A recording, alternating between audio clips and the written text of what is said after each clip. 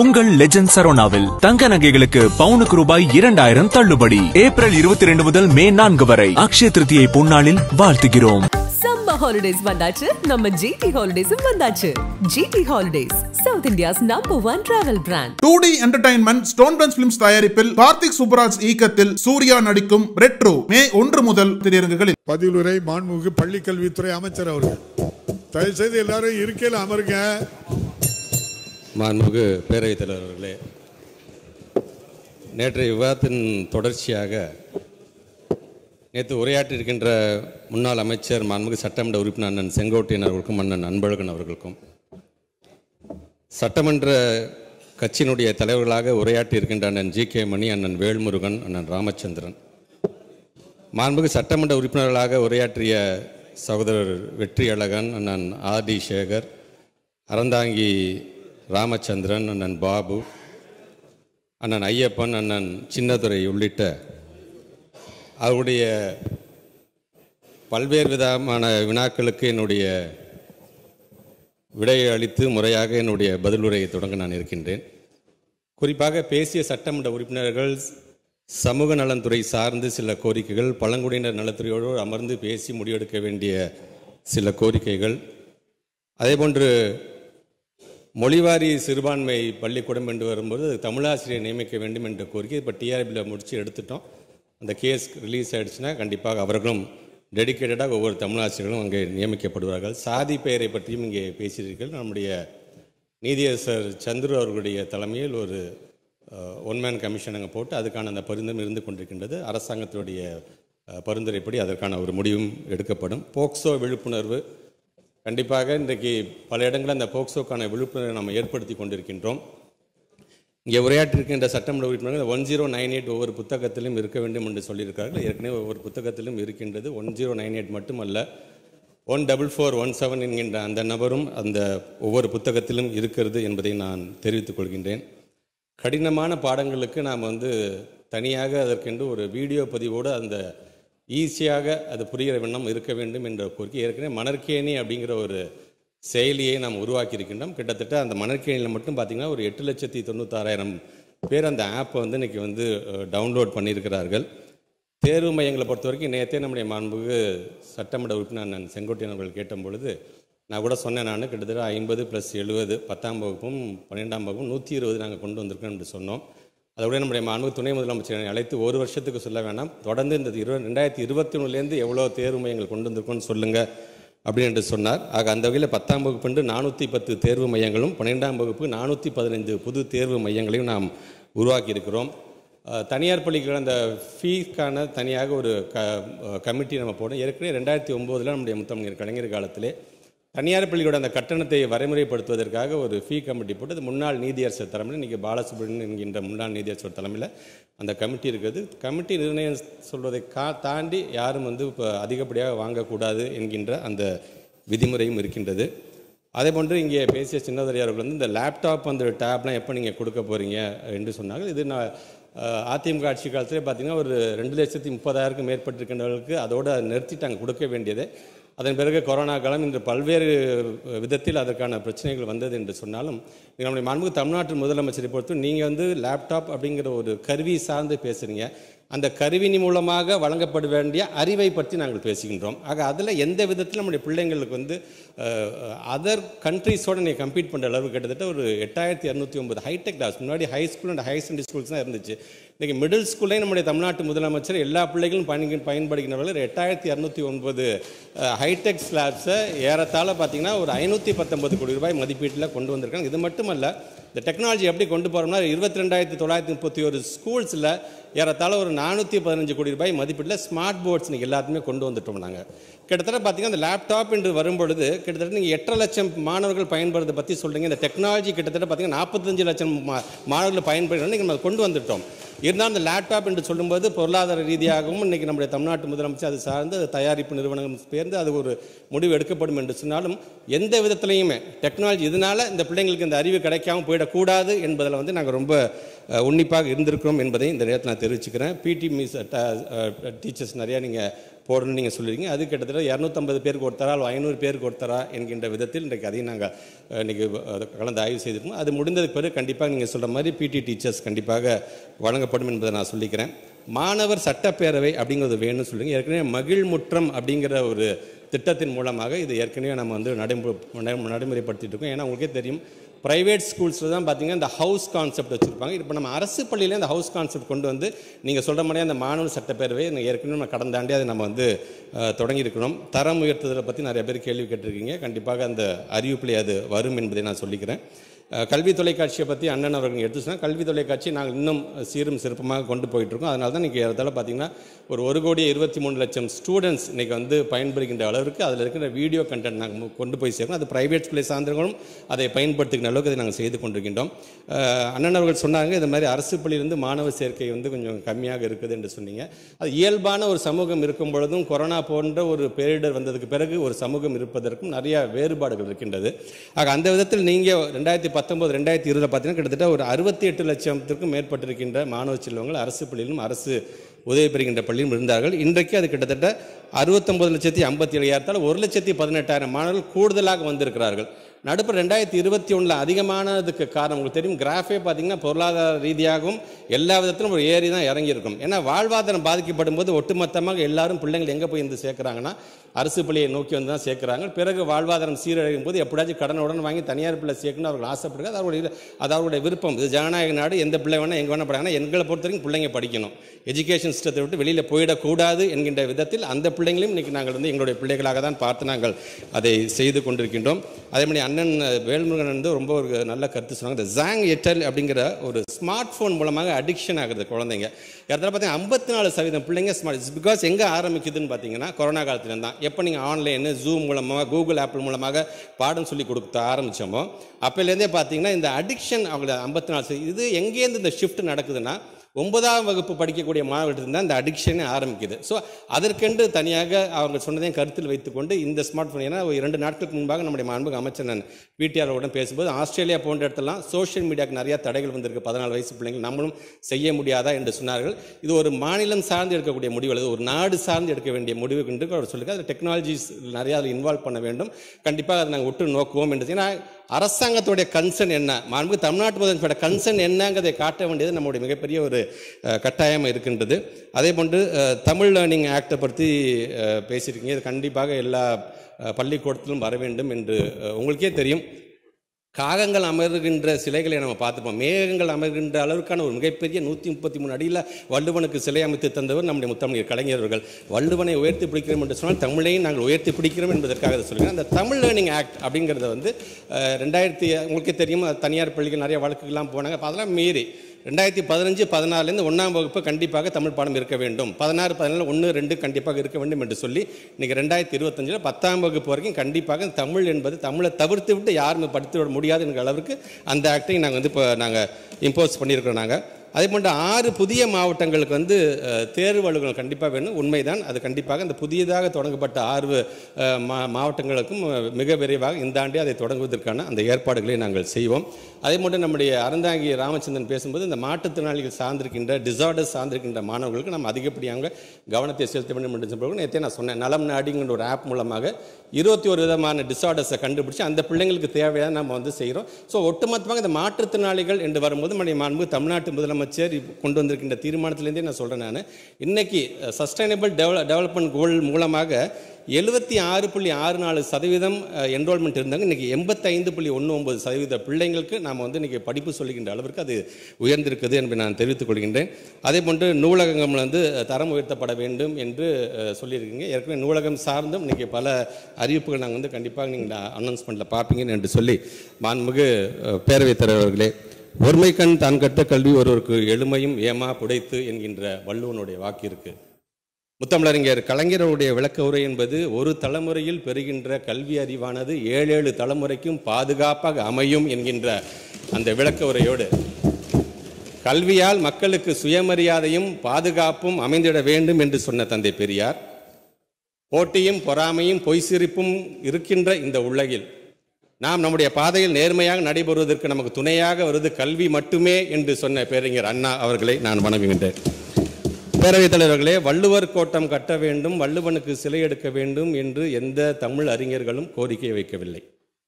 கணினி என்பது முழுமையாக அனைவருக்கும் சென்று சேர்வதற்கு முன்பாக எங்களுக்கு ஒரு டைடல் பார்க் வேண்டும் என்று எந்த மாணவ சமுதாயமும் கொடி பிடிக்கவில்லை.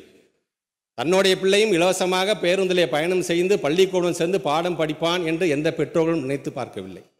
ஒட்டுமொத்தமாக நுழைவுத் தேர்வு என்பதை ரத்து செய்யப்பட்டு தாம் பிள்ளைகளும் மருத்துவர் ஆவார்கள் என்று எந்த கிராமப்புறத்தை சார்ந்திருக்கின்ற பெற்றோர்களும் நினைத்து பார்க்கவில்லை. கல்வி என்பது மேம்படுத்தப்பட்டு தங்களுடைய பிள்ளைகளும் அமெரிக்கா நாடு வரைக்கும் சென்று கை நிறைய சம்பாதிப்பார்கள் என்று எந்த கிராம பகுதியை சார்ந்திருக்கின்ற ஏழை பெற்றோர்களும் நினைத்து பார்க்கவில்லை. சென்னை என்பது ஆட்டோமொபைலுடைய நகரமாக மாற வேண்டும் என்று எந்த பொருளாதார நிபுணர்களும் சொல்லவில்லை. புதிதாக கண்டுபிடிப்பு, தொழில்நுட்ப கண்டுபிடிப்பு என்பது தமிழ்நாட்டில்தான் கண்டுபிடிக்கப்பட வேண்டும் என்று எந்த பொறியாளர்களும் சொல்லவில்லை. ஆனால் இவை அனைத்தும் நடந்தது. அதற்கு காரணம் ஒருவர். அவர்தான் அஞ்சுகத்தாய் பெத்தெடுத்த 5 அடி சிங்கம். கடவுளுக்கு கொடுத்து பக்தனாக இருப்பதை காட்டிலும் ஏழைக்கு கொடுத்து கடவுளாக இருந்துவிட்டு போகலாம் என்று சொன்னவர் அந்த மனிதர். பேரவைத் தலைவர்களே, ஒப்பனை பண்ணால் யார் வேணால் ஹீரோ ஆகலாம், கற்பனை பண்ணால் கூட எங்களுடைய கலைஞர் ஆக முடியாது. அந்த கலைஞர் ஒருங்கிட்ட திசை நோக்கி என்னுடைய வணக்கத்தை நான் தெரிவித்துக் கொள்கின்றேன். பேரவைத் தலைவர்களே, சங்ககால இலக்கியங்கள் 14 கீழ்கணக்கில் விளம்பி நாகனார் என்கின்ற புலவர் எழுதிய நான்மணி கடிகையில் ஒரு பாடல். ஏரி சிறிதாயின் நீர் ஊறும், இல்லத்து வாரி சிறிதாயின் பெண் ஊறும், மேலை தவம் சிறிதாயின் வினை ஊறும், ஊறும் உரன் சிறிதாயின் பகை. இந்த பாடலுடைய விளக்கம் என்பது, ஏரி சிறிதாக இருந்தால் நீர் வழிஞ்சு போயிடும், வீட்டில் வருமானம் குறைவாக இருந்தால் மனையால் வரம்பு கடந்து பேசுவாள், முன்ன செஞ்ச தவம் சிறிதாக இருந்தது என்று சொன்னால் வினை உறுத்தும், வீரம் குறைவாக இருந்தது என்று சொன்னால் பகைவர் வென்று விடுவர். ஆம், தமிழ்நாட்டில் வலிமை குறைந்தவர்களெல்லாம் ஆட்சி செய்த பொழுது ஆதிக்க சக்தியும் அதிகாரமும் நம்முடைய மாநிலத்தின் மீது பாய்ந்து நம்முடைய உரிமைகள்லாம் பறிக்கின்ற அந்த செயலை நாம் பார்த்திருக்கின்றோம். ஆனால் இன்றைக்கு இந்த தமிழ்நாட்டை ஒரு அரசன் ஆளவில்லை, ஒரு வீரன் ஆளுகிறார். அந்த வீரனுடைய வீரத்தையும் எங்களுடைய கல்வி சார்ந்திருக்கின்ற கருப்பொருளாக இருக்கின்ற அறிவாயுதத்தையும் முத்தமிழர் கலைஞர்களுடைய வரிகளாக சொல்ல வேண்டும் என்று சொன்னால், வீரம் விலை போகாது விவேகம் துணைக்கு வராவிட்டால், தீட்டிய வாழும் திணைவெடுத்த தோள்களிலே தூக்கிய ஈட்டிய மாத்திரம் போதாது தீரர்களே, நான் தருகின்ற ஆயுதத்தை எடுத்துக்கொள்ளுங்கள், அறிவாயுதம் அறிவாயுதம் என்று சொன்னார் எங்களுடைய கலைஞர் அவர்கள். அவருடைய வரியாக ஒட்டுமொத்த தமிழ் சமுதாயத்தையும் இன்றைக்கு அறிவு சார்ந்த சமுதாயமாக மாற்றிக்கொண்டிருக்கின்றார். வீரனுக்கு வீரனாக, அரணுக்கு அரணாக, அரசனுக்கு அரசனாக என்னுடைய அரசியல் ஆசாக இருக்கின்ற மாண்புமிகு தமிழ்நாட்டு முதலமைச்சர் அவர்களுக்கு என்னுடைய வணக்கங்கள். மாண்புமிகு பேரவைத் தலைவர்களே, சமீபத்தில் நம்முடைய உரிமை பிரச்சனையாக இருக்கின்ற தொகுதி மறுசீரமைப்பு என்று வந்த பொழுது தமிழ்நாட்டு முதலமைச்சருடைய அழைப்பை ஏற்று ஒட்டுமொத்தமாக இந்தியாவிலிருந்து 20க்கும் மேற்பட்டிருக்கின்ற ஆளுமைகள் முதலமைச்சர்களாக, துணை முதலமைச்சராக, பல்வேறு இயக்கத்தினுடைய தலைவர்களாம் கலந்து கொண்ட அந்த கூட்டம், அந்த கலந்து கொண்ட தலைவர்களாம் தங்களுடைய புருவத்தை உயர்த்தி பார்க்கின்ற அளவிற்கு அதனுடைய பாதங்களை எடுத்து வைத்தார் ஒரு இளைஞன். இன்றைய இளைய தலைமுறையின் ஒரு ஈர்ப்பு சக்தி. ஒரு கல்லை எடுத்தாருங்க, இவ்வளோ பேர் சட்டமன்றத்துக்கு வந்துட்டோம். ஒரு சொல்லை எடுத்தார், 40 பேரை நாடாளுமன்றத்துக்கு அனுப்பிச்சு வச்சிருக்கோம் நாங்கள். ஆக அப்படிப்பட்ட எங்களுடைய மாண்புமிகு துணை முதலமைச்சர் அவர்களுக்கு என்னுடைய வணக்கங்களை நான் தெரிவித்துக் கொள்கின்றேன். உனக்கு முன்னே செல்லும் தலைவனாக அல்ல, உன்னை முன்னால் தள்ளி பின்னால் வரக்கூடிய கோழையாகவும் நான் இருக்க மாட்டேன். உன் தோளோடு தோள் நின்று உன் உற்ற தோழனாக என்றும் உங்களில் ஒருவனாக வலம் வருவேன் என்று சொன்னது எங்கள் தலைவருடைய வார்த்தை. அந்த வார்த்தையை உறுதிப்படுத்துகின்ற அளவிற்கு இன்றைக்கு உறுதியான ஒரு உழைப்பை செலுத்தி கொண்டிருக்கின்ற எங்களுடைய மாண்புமிகு அமைச்சர் பெருமக்கள் அனைவருக்கும், குறிப்பாக என்னுடைய அவையினுடைய முன்னவர், எங்களுடைய மாவட்டத்துடைய அமைச்சர் உள்ளிட்ட அனைத்து அமைச்சர் பெருமக்களுக்கும் என்னுடைய வணக்கங்களை நான் தெரிவித்துக் கொள்கின்றேன். பேரவைத் தலைவர்களே, இந்த அவையை ஒரு பேரவையாக பார்க்கும்பொழுது பள்ளிக்கல்வித்துறை அமைச்சராக இதை நான் ஒரு வகுப்பறையாக இதை நான் பார்க்கின்றேன். ஆம், உங்களுடைய அனுமதியோடு யாரையாலும் எழுந்து பேசுகிறார்களோ அவர்கள் ஆசிரியர்களாக மாறி போகிறார்கள், அமர்ந்து கேட்கக்கூடிய ஒவ்வொருவரும் மாணவர்களாக மாறி போகிறார்கள். அப்படி அந்த ஆசிரியர்களுக்கெல்லாம் ஆசிரியராக இருக்கின்ற எங்களுடைய சட்டப்பேரவை தலைவர்களே, உங்களுக்கும் என்னுடைய வணக்கத்தை நான் தெரிவித்துக் கொள்கின்றேன். மாண்புமிகு சட்டமன்றத்தினுடைய எதிர்க்கட்சி துணைத் தலைவர்களுக்கும், சட்டமன்றத்தினுடைய கட்சியினுடைய அனைத்து தலைவர்களுக்கும், எங்களுடைய கொறடாவர்களுக்கும், எதிர்க்கட்சி கொறடாவர்களுக்கும், இந்த அரங்கத்தில் இருக்கின்ற அனைவருக்கும் என்னுடைய வணக்கங்களை நான் தெரிவித்துக் கொள்கின்றேன். இதை ஒரு வகுப்பறை என்று சொல்லும் பொழுது லெனினுடைய கூற்று எனக்கு நினைவுக்கு வருகின்றது. அனைவரையும் நேசி, ஒரு சிலரை மட்டும் நம்ப, ஒருவரை மட்டும் பின்பற்று, ஆனால் ஒவ்வொருடம் வந்து கற்றுக்கொள் என்று சொன்னார்கள். இந்த அரங்கத்தில் இருக்கின்ற ஒவ்வொருடம் வந்து ஏதோ ஒரு விஷயத்தை கற்றுக்கொண்ட மாணவனாகத்தான் என்னை நான் கருதுகின்றேன். மாண்புமிகு பேரவைத் தலைவர்களே, 5வது முறையாக பேசுகின்ற ஒரு வாய்ப்பு எனக்கு கிடைத்திருக்கின்ற சொன்னால் அதுக்கு காரணம் ஒருவர். நான் உதயசூரியன் சின்னத்திலே போட்டியிடுவதற்கு எனக்கு வாய்ப்பை வழங்கியிருக்கின்ற எங்களுடைய கழகத்துடைய தலைவர், இரண்டாவது, என்னுடைய மிகப்பெரிய குடும்பமாக இருக்கின்ற என்னுடைய திருவெம்பூர் தொகுதி மக்கள், அவர்கள் அனைவருக்கும் என்னுடைய நன்றியை அவருடைய பொற்பாதங்களில் நான் சமர்ப்பிக்கின்றேன். பேரவைத் தலைவர்களே, இந்த 5வது முறையாக நான் பேசுகின்ற இந்த வாய்ப்புக்கு முன்பாக ஏதேதோ காரணத்திற்காக எங்களுடைய மாணவ செல்வங்களோ அவர்களுடைய பெற்றோர்களையோ எங்களுடைய பெருமதிப்பிற்குரிய ஆசிரியர் பெருமக்களோ மறைந்து போயிருந்திருக்கலாம். அவர்கள் ஒவ்வொருவரையும் என்னுடைய இதயத்தில் நான் ஏந்தி என்னுடைய உரையை நான் தொடங்குகின்றேன். பேரவைத் தலைவர்களே, மாண்பு தமிழ்நாட்டு முதலமைச்சர் அவர்களுடைய அறிவுறுத்தலின்படி ஒரு நேர்த்தியான நிதிநிலை அறிக்கை, ஒரு வளர்ச்சியான வேளாண் நிதிநிலை அறிக்கையை வழங்கியிருக்கின்ற 2 அமைச்சர்களுக்கும் எங்களுடைய திருச்சி மாவட்டம், எங்களுடைய நாகை மாவட்டத்துடைய மக்களின் சார்பாகவும் மக்கள் பிரதிநிதிகளின் சார்பாகவும் என்னுடைய நன்றிகளை நான் தெரிவித்துக் கொள்கின்றேன். குறிப்பாக நாகை மாவட்டத்துடைய பொறுப்பு அமைச்சர் என்ற முறையில் ஏப்ரல் 15 என்பது எங்களுடைய 10ஆம் வகுப்பு மாணவருடைய தேர்வு நிறைவடைந்த நாள் என்று எடுத்துக்கொண்டாலும், பொறுப்பு அமைச்சர் என்ற முறையில் அன்றைக்கு தான் இந்த மீன்பிடி தடை காலம் தொடங்குகின்ற நாள். இதனால் வரைக்கும் எங்களுடைய மீனவ சமுதாய மக்களுக்கு 5000 ரூபாய் வழங்கிய தமிழ்நாட்டு முதலமைச்சர் இந்த ஆண்டு முதல் 8000 ரூபாய் அதை உயர்த்தி தந்திருக்கிறார். அவருக்கு அந்த மீனவ சமுதாய மக்களின் சார்பாக என்னுடைய நன்றிகளை நான் தெரிவித்துக் கொள்கின்றேன். பேரவைத் தலைவர்களே, மானிய கோரிக்கையில் கடந்த அதிமுக ஆட்சியில் ஏறத்தாழ பள்ளிக்கல்வித்துறைக்கென்று ஒதுக்கப்பட்ட நிதி 10 ஆண்டுகளில் 2,24,000 கோடி. நமக்கு இந்த ஆண்டு ஒதுக்கப்பட்ட 46,767 கோடியையும் சேர்த்து ஏறத்தாழ 2,603,43 கோடி ரூபாயை தமிழ்நாட்டு முதலமைச்சர் ஒதுக்கி தந்திருக்கிறார். அதற்கு என்னுடைய நன்றிகளை நான் தெரிவிச்சுக்கிறேன். நான் ஃபைல்ஸ் என்று வரும்போது ஏறத்தாழ 3069 ஃபைல்ஸ் எனக்கு வந்திருக்கு. இது வரைக்கும் 3065 ஃபைல்ஸுக்கு நான் ஒப்புதல் கொடுத்துருக்கிறேன். இன்னும் 4 நிலுவையில் இருக்கின்றது. அனௌன்ஸ்மெண்ட் என்று வரும்போது ஏறத்தாழ எல்லா விதமான அனௌன்ஸ்மெண்ட்னு பார்த்தீங்கன்னா 168 அனௌன்ஸ்மெண்ட் வந்திருக்கு, 114 நடைமுறைப்படுத்தியிருக்கணும், 54 ஆன்கோயிங் ப்ராசஸ் அதெல்லாம் நடைமுறையில் இருக்கக்கூடிய அனௌன்ஸ்மெண்ட்டாக இன்றைக்கு அதையும் நாங்கள் செய்து கொண்டிருக்கோம். மேனிஃபெஸ்டோ, தேர்தல் வாக்குறுதி என்று வரும்போது ஏறத்தாழ 32 வகையான பள்ளிக்கல்வித்துறை சார்ந்திருக்கின்ற வாக்குறுதிகளை 24 நாங்கள் நிறைவேற்றியிருக்கின்றோம். 4க்கு அதற்கு தகுந்தாற் போல் தனியாக ஒரு குழுக்கள் அமைக்கப்பட்டு அதற்கான பணிகள் நடைபெற்றுக் கொண்டிருக்கின்றது. 2 வாக்குறுதிகள் நடைமுறைப்படுத்த வேண்டும். இப்படி ஒவ்வொரு விதத்திலும் வரும்போது நம்முடைய கட்மோஷன்ஸ், நம்முடைய வெட்டு தீர்மானங்கள் என்பது 214 வகையான வெட்டு தீர்மானங்கள். அதை பிரித்தோம் என்று சொன்னால் 52 வகையான வெட்டு தீர்மானங்கள்லாம் வந்திருக்கு. சரி, இவ்வளோ பணம் ஒதுக்கி இருக்கின்றோம், எத்தனை திட்டங்கள்லாம் கொண்டு வந்திருக்கும் என்று சொல்லும் பொழுது, இந்த திட்டங்கள்லாம் சார்ந்து தமிழ்நாட்டு முதலமைச்சருக்கு ஒரு மாணவனுடைய மடலாக இதை எப்படி சொல்லலாம் என்று சொன்னால், மாணவரின் மனசு, குறிப்பாக இந்த 2021 கொரோனா பாதிப்பை உணர்ந்து பயிற்சி பெற்ற ஆசிரியர்களை கொண்டு மனநலம் மற்றும் வாழ்வியல் திறன் பயிற்சிகளோடு எண்ணும் எழுத்துமாய் வாசிப்பு இயக்கமாய் எங்களுடைய இல்லம் தேடி வந்தது கல்வி. நம்ம ஸ்கூல் நம்ம ஊர் பள்ளி சென்று முதலமைச்சர் காலை உணவு அருந்தி எங்களுடைய அறிவுத்திறனை வளர்த்து கொள்ள வானவில் மன்றங்களும் மணற்கேணி செயல்களும் ஆங்கில வழி ஆய்வகங்களும் புதிதாய் நூலகங்களையும் நாங்கள் பெற்றோம். கோடி மகிழ்ந்திட மலர்ச்சி பொங்கிட கோடை கொண்டாட்டங்களும் திறமையை காட்ட கலை திருவிழாக்களும் வெளிநாடு கல்வி சுற்றுலா வரைக்கும் சென்று கற்றது கைமண் அளவு கல்லாதது உலக அளவு என்று அறிந்தோம்.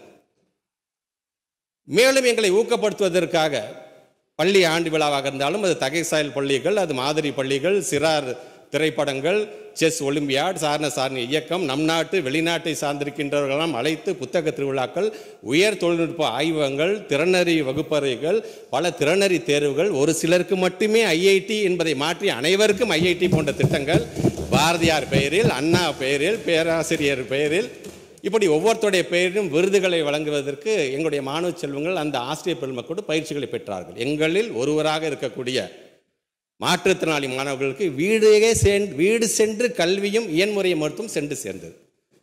இந்த திராவிட மாடல் ஆட்சியில் பெற்றோம் பல வழி கல்வி திட்டத்தை, கற்றோம் ஆசிரியர்களையும் பெற்றோர்களையும் மதித்து கொண்டாட தமிழ்நாட்டுடைய அரசு பள்ளி மாணவர்களாய் நான் முதல்வன், நாங்கள் புதுமை பெண்கள், நாங்கள் தமிழ் புதல்வன்கள் என்று என்றும் நாங்கள் கர்வம் கொள்வோம். இனி எங்கள் பள்ளிகள் வறுமையின் அடையாளம் அல்ல, எங்களின் பெருமையின் அடையாளம், இப்படிக்கு மாணவ சமுதாயம் என்று சொல்லுகின்ற அளவிற்கான திட்டங்கள்.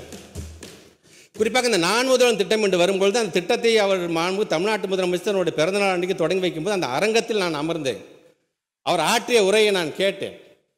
அவர் ஆற்றிய உரையில் நிறைவாக முடிவு செய்யும் போது அவர் சொல்றார், சில திட்டங்கள் சில வாரங்கள் பயன்படும், சில திட்டங்கள் சில மாதங்கள் பயன்படும், சில திட்டங்கள் சில ஆண்டுகள் பயன்படும், ஆனால் இந்த நான் முதல்வன் திட்டம் மட்டும் தலைமுறையாய் பயன்பெறும் என்று சொல்லிவிட்டு அவர் ஒன்று சொல்லுகிறார்.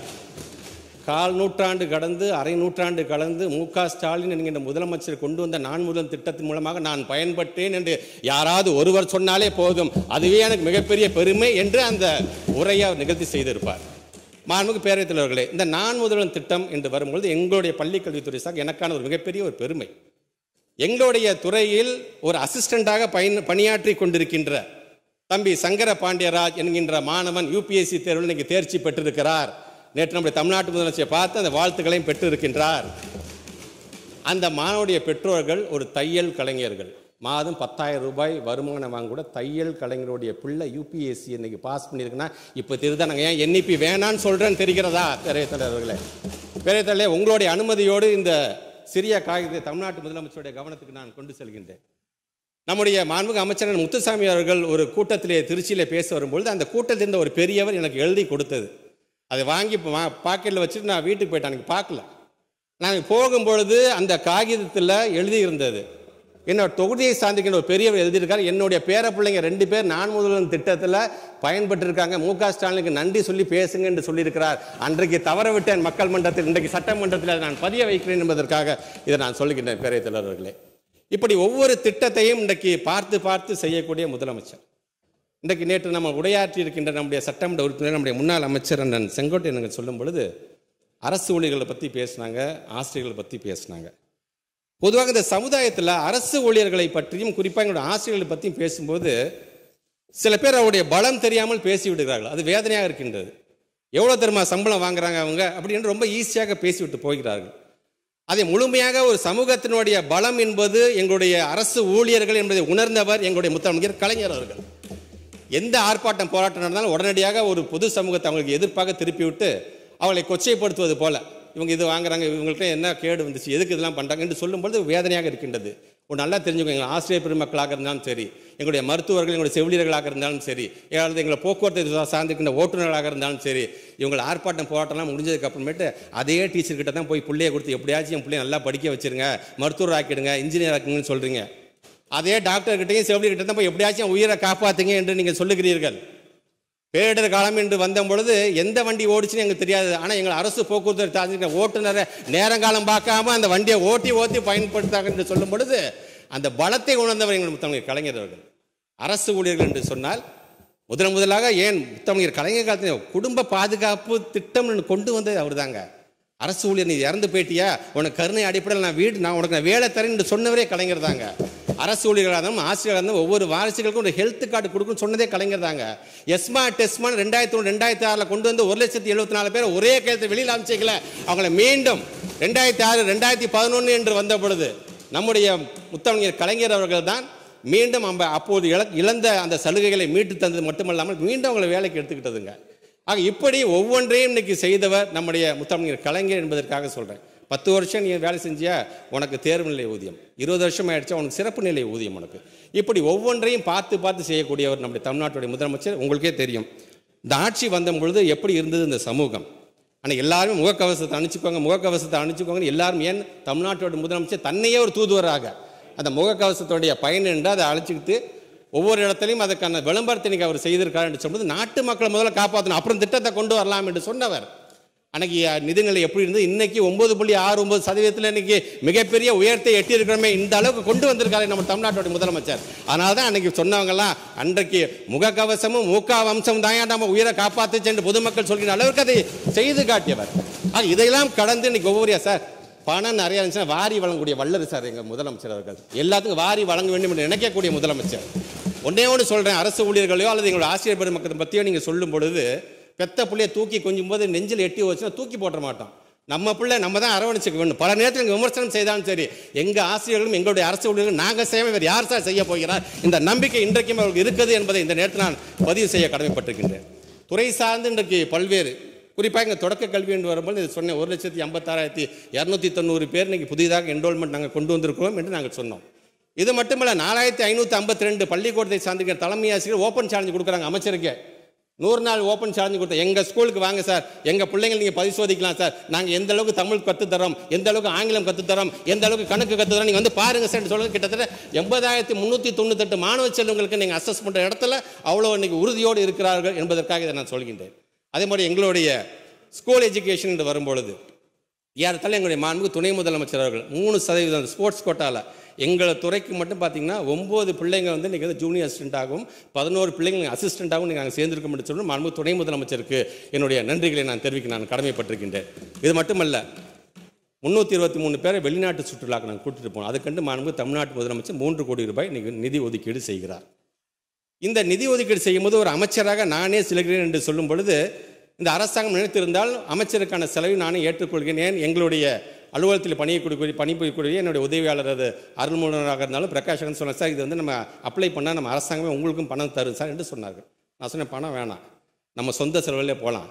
எனக்கு அரசாங்கம் செய்கின்ற செலவில் ஒரு கூடுதலாக ஒரு மாணவர் ஒரு மாணவியை அழைச்சிட்டு போனேன், எனக்கு அதை விட என்ன பெருமை என்று சொல்லி இன்றைக்கி அதையும் நாங்கள் இன்றைக்கி தொடர்ந்து நாங்கள் செய்து கொண்டிருக்கிறோம். ஜாம்பூரி மிகப்பெரிய ஒரு ஸ்கவுட்ஸ் அண்ட் கைட்ஸ்க்கான ஒரு கேதரிங். ஒட்டுமொத்தமாக இந்தியா பல்வேறு நாடுகளை சாதிக்கின்ற 20,000க்கும் மேற்பட்டிருக்கின்ற மாணவ செல்வங்கள் ஸ்கவுட்ஸ் அண்ட் கைட்ஸில் கலந்துக்கிட்டு அது மிகப்பெரிய ஜாம்பூரி.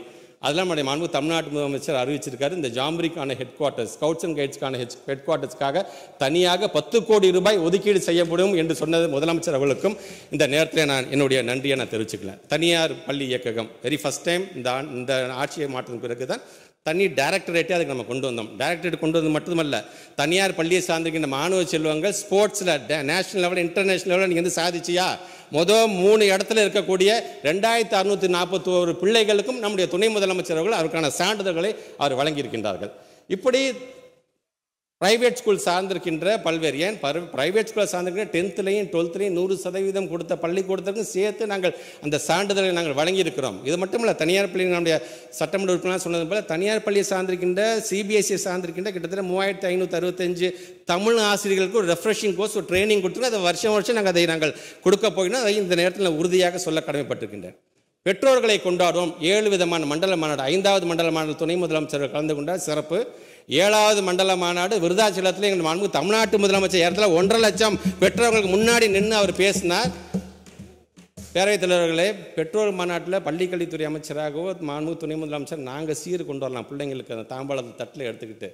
ஆனால் எழுதி வச்சுக்கோங்க, நம்முடைய வரலாற்றிலே ஒரு முதலமைச்சர் கையில் சீர் கொண்டு வந்து என் பிள்ளைங்களுக்காக நான் கொண்டு வருகிறேன் என்று சொன்னான். அந்த தாம்பலத்தை என்னென்ன புத்தகம் இருந்துச்சு தெரியுமா? ஒரு தமிழ் புத்தகம், ஒரு ஆங்கில புத்தகம், ஒரு கணித புத்தகம், ஒரு அறிவியல் புத்தகம், ரோபோட்டிக்ஸ் சார்ந்த ஒரு ரோபோ. ஆக இன்றைக்கு அடுத்த கட்டத்திற்கு நாங்கள் எதெல்லாம் நகர்த்த போகிறோம் என்பதை ஒரு தாம்பாளத்திலே எங்கள் தமிழ்நாட்டு முதலமைச்சர் காட்டிவிட்டார் என்பதற்காக இதை சொல்லுகிறேன். அதில் ஏறத்தாழ 1950 காலத்திலேருந்து யார் யாரெல்லாம் நமக்காக இந்த நிதி உதவியோ அல்லது ஒரு நிலமோ யார் யாரெல்லாம் வழங்கியிருக்கிறார்களோ, தோராயமாக எடுத்த கணக்கு மட்டும் பார்த்தீங்கன்னா 3772.16 லட்சம் கோடி இன்றைக்கி நம்முடைய ஒவ்வொருத்தரும் இன்றைக்கி வழங்கியிருக்கிறார்கள் என்று சொல்லும் பொழுது அவர்களுக்கும் அந்த மாநாடுகளை நாங்கள் கௌரவப்படுத்தியிருக்கிறோம் என்பதை நான் சொல்கின்றேன். மாடல் ஸ்கூல் அத்திப்புத்தா மாதிரி ஒரு பையன் சேர்ந்தான் 2021 நான் சேர்ந்தேன் ப்ரீமியம் இன்ஸ்டிடியூஷன்ஸில். இன்றைக்கு நம்முடைய மாண்பு தமிழ்நாட்டு முதலமைச்சர் வழிகாட்டுதலின்படி எத்தனை பிள்ளைங்க தெரியுமா நாங்கள் பூத்திருக்கு? 961 பிள்ளைகள் ஒட்டுமொத்தமாக இந்தியா முழுவதும் ப்ரீமியம் இன்ஸ்டிடியூஷன்ஸில் ஐஐடியாக இருந்தாலும் சரி, ஐஏஎம்மாக இருந்தாலும் சரி, நிஃப்டாக இருந்தாலும் சரி, நிஃப்டமாக இருந்தாலும் சரி, நேஷனல் லா யூனிவர்சிட்டியாக இருந்தாலும் சரி, எல்லாத்துலேயும் எங்கள் பிள்ளைங்க போய் சேர்ந்துருக்காங்க. இது மட்டும் இல்லை பேரவைத் தலைவர்களே, 16 பிள்ளைங்க ஃபுல் ஸ்காலர்ஷிப்பில் வெளிநாடுகளில் இருக்கின்ற யூனிவர்சிட்டியில் போய் சேர்ந்திருக்கிறார்கள். அப்படி வெளிநாட்டில் சேர்கின்ற பிள்ளைகளுக்கு முதல் விமான செலவு நம்முடைய அரசாங்கம் ஏற்றுக்கொண்டது, முதலமைச்சர் ஏற்றுக்கொண்டது. அதுக்கென்று 6.23 கோடி ரூபாயை நாங்கள் ஒதுக்கீடு செய்திருக்கின்றோம். ஆக இப்படி அதே போன்று சென்னை நூற்றாண்டை கொண்டாடுகின்ற அரசு பள்ளிகள் 2211 பள்ளிகள் இன்றைக்கு 883 பள்ளிக்கூடத்துக்கு முன்னாள் மாணவர்கள் மூலமாக நாங்கள் விழாக்களை நாங்கள் எடுத்திருக்கின்றோம். இது மட்டும் இல்லாமல் அனைவருக்கும் ஐஐடிஎம் என்று சொன்னேன் பார்த்தீங்கன்னா, அந்த அனைவருக்கும் ஐஐடிஎம்ல இன்றைக்கி பிள்ளைங்க கிட்டத்தட்ட 363 பிள்ளைங்கள் இன்றைக்கு வந்து பயன்பெற்றிருக்கிறார்கள் என்பதை இந்த நேரத்தில் நான் பதிவு செய்ய நான் விரும்புகின்றேன். பேரவைத் தலைவர்கள், லைப்ரரி என்று வரும்பொழுது இங்கே ஒட்டுமொத்தமாக முத்தமிழ் கலைஞருடைய பெயரில் லைப்ரரி, கோயம்புத்தூரில் தந்தை பெரியார், எங்களுடைய திருச்சி மாவட்டத்தில் காமராஜர் பெயரில் லைப்ரரிலாம் வரப்போகின்றது. பொது நூலகங்கள் சார்ந்து பயன்பட்டு இன்றைக்கி நம்ம சொல்கிறோம், நான் முதல்ல வந்து கிட்டத்தட்ட 50 பேர் இன்றைக்கி வந்து செலக்ட் ஆகிருக்காங்க, 134 பேர் பயன்பட்டுருக்காங்க எல்லாம் சொன்னோம்.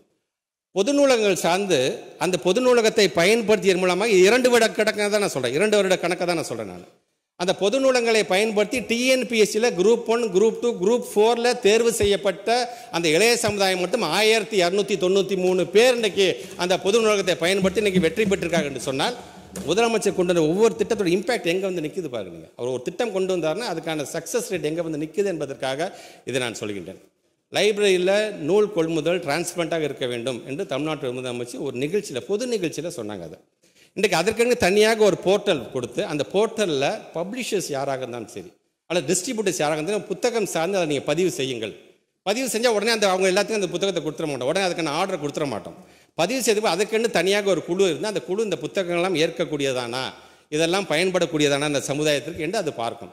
அது பார்த்ததுக்கு பிறகு அது சார்ந்த விலைகள் அந்த நெகோசியேஷன் நடக்கும். நீங்கள் இவ்வளோ விலை கொடுத்தா நாங்கள் எடுத்துக்கிறோங்க, நாங்கள் கொள்முதல் பண்ணிக்கிறோங்க என்று சொல்லுவோம். நாங்கள் அப்படி 11,000க்கும் மேற்பட்டிருக்கின்ற புத்தகங்கள் அதில் பதிவு செய்யப்பட்டு கிட்டத்தட்ட 8,630 புத்தகங்களை தேர்வு செய்யப்பட்டு அதில் நெகோசியேஷன் பேசிஸில் இன்றைக்கி 7,106 புத்தகங்கள் நாங்கள் வந்து தேர்வு செய்திருக்கின்றோம். 10 மாவட்டமாக அந்த 10 மாவட்டத்தை சார்ந்த பொது நூலகத்துக்கு இந்த புத்தகங்கள்லாம் நாங்கள் விநியோகம் செய்ய இருக்கின்றோம். அந்த பணி என்பது மே மாதத்துக்குள்ளாக அது முடிவட இருக்கின்றது.